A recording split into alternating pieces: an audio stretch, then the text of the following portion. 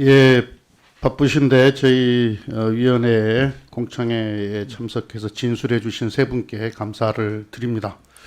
지난 8월에 유휴 저활용 국유재산 매각 활성화 방안을 발표를 했는데요. 그 전에 국토부가 정반대 정책을 내놓은 바가 있습니다. 수급 조절형 토지 비축을 늘리겠다 하면서 공공토지 비축 계획을 발표를 했는데 얼른 보면 기재부가 팔면 국토부가 사겠다 뭐 이렇게도 보여요. 이 정부가 뭐 이렇게 정책과 관련해서 엇박자가 상당히 많은데 여러 이유가 있겠지만 다음 세대까지 이어지는 정책 아젠다가 부족해서 그런 거 아닌가, 그게 원인이 아닌가 이렇게 생각합니다. 우리나라 국공유지가 대략 서울시 한 57배 규모인데 이용 가능한 토지는 전체의 한 5% 정도 되거든요. 이 5년간 16조 매각이라는 기재부의 성과 창출을 위해서 현실적으로 매각이 어렵고 당장 실익 없는 일을 주먹구구식으로 해서는 안 된다 이렇게 생각하고 부처 간의 정책 기조 통일이 우선이다, 조율이 우선이다 이걸 전제하면서 질의를 드리도록 하겠습니다. 먼저 남기업 토지자유연구소 소장님께 질의를 하겠습니다. 예, 우리가 도시개발로 경제성장을 누린 나라답게 우리 민간기업의 도시개발 노하우가 상당한 수준입니다. 그런데도 일반 재산에 대한 민간 참여 개발을 부적절하다고 판단한 이유가 있으실 것 같아요. 2019년 제5차 국토종합계획의 국토계획 기조와 충돌을 두 번째 논거로 되셨는데 지난 정부가 기존의 성장과 개발 중심의 기조에서 관리와 경영의 기조로 전환할 수밖에 없었던 시대적 이유가 뭐라고 생각하십니까? 예, 뭐 과잉 개발, 그로 인한 부동산 불로소득의 발생, 또 그로 인한 불평등의 심화, 이런 것이 주된 원인이라고 생각합니다. 그렇죠. 92년 6월 리우 환경 정상회의 이후에 ESSD, 이건 세계적인 추세죠.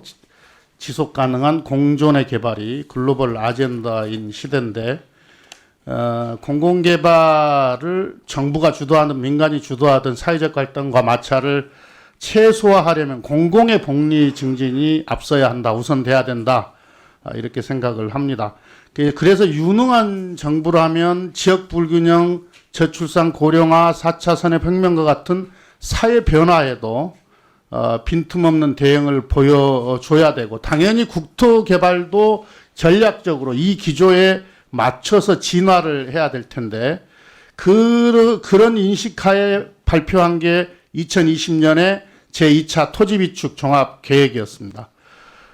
소장님, 그 5년간 16조 이상 매각을 위한 현 개정안이 29년까지 이어지는 제2차 토지비축 종합계획, 나아가 ESSD에 부합하다고 보십니까? 정확히 반대 방향입니다. 그렇죠. 반대 방향이죠. 네. 예. 환경갑, 시간이 남았으니까 환경갑 3일 회계법인 이사님께 질의를 드리겠습니다. 이사님, 세 번째 제언 내용을 보면 개정안에 50년을 훨씬 상회하는 장기 임대 가능성을 제안을 하셨어요. 네. 그렇죠. 여의도 IFC의 99년 임대 계약처럼 만기 연장 리스크를 줄여서 미래 세대도 개발 수익을 누릴 수 있는 길을 열어보자. 이런 취지로 읽혀지는데요. 이 대규모 투자 필요한 장기 임대는 국유지 매각처럼 자본 여력이 있는 대기업에게 기회가 많이 돌아갈 건데 당연히 이 기부 체납 같은 공헌 활동 외에도 국토개발 기조에 맞는 의무 조항 이런 게 필요하다고 보는데 어떻게 생각하십니까? 네, 맞습니다. 제가 정확하게 뭐 99년을 꼭 하자 이런 거보다는 지금 현행이 30년 플러스 20년 이렇게 되어 있는 상황입니다. 그러다 보니까 뭐 앞서 제가 말씀드린 대로 충분히 민간 입장에서는 50년, 뭐 심지어는 99년을 갈 수 있는 건축물을 지을 수 있음에도 불구하고 그 30년에 맞춰가지고 건축물을 지을 수 없는 그런 상황인 것 같습니다. 그래서 필요하다면 처음부터 50년 정도의 어차피 현행법상에 30년 플러스 20년으로 되어 있기 때문에 처음부터 50년의 어떤 임대 기간을 줘서 민간이 어떤 경제적인 건물을 지을 수 있을 만큼 충분한 기술력이 있기 때문에 그걸 짓자라고 하는 그런 취지로 보시면 될 것 같습니다. 이게 미래 세대의 권리를 침해하지 않고 미래 세대까지 이어지는 공공재발 정책이 필요한 실정이다. 예를 들면 녹색 건축, 그린 빌딩처럼 다음 세대까지 이어지는 정책 제약을 통해서 기후위기 대응, 에너지 공급망 안정화 이런 것들을 동시에 해결할 수 있는 그런 전략적인 정책이 필요하다. 그것이 우리가 반드시 미래에서라도 환수해야 될 공공의 이익이 아닌가 이렇게 생각하는 게 맞습니다. 네. 네. 아마 이제 민간이 충분히 어떤 활용할 수 있다 그러면 지금 의원님 말씀하시는 것만큼 충분히 투자해서 좋은 건축물을 짓지 않을까 생각을 하고 있습니다.